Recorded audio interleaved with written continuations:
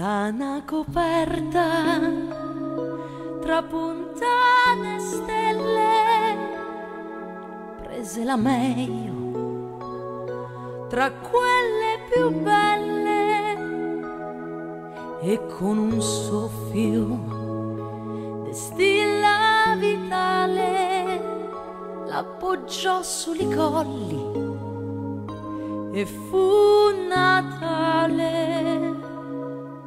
E quando il sole s'affacciò all'orizzonte, illuminò sta città dolcemente e con acquerello de 1000 colori la sparpagliò de petali e fiori. Che bella Roma, chi l'ha inventata?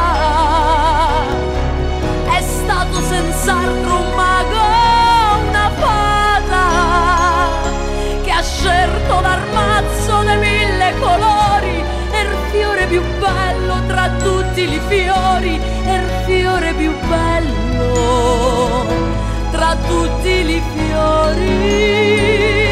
Roma sei tu, la stella più bella.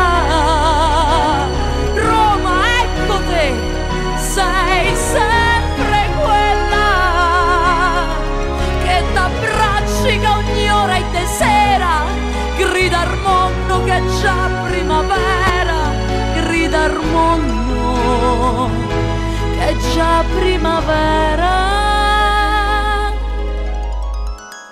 Per metter fiume più meglio del mondo ha messo un po' d'oro nel Tevere biondo, li meglio brillanti quel giorno ha portato, che fa sta coperta de cielo stellato.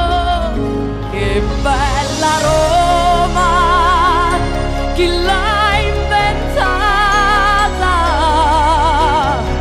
È stato senz'altro un mago, una fata, che ha scelto l'armazzo dei 1000 colori, e il fiore più bello tra tutti i fiori, e il fiore più bello tra tutti i fiori, tra tutti i fiori, tra tutti i fiori.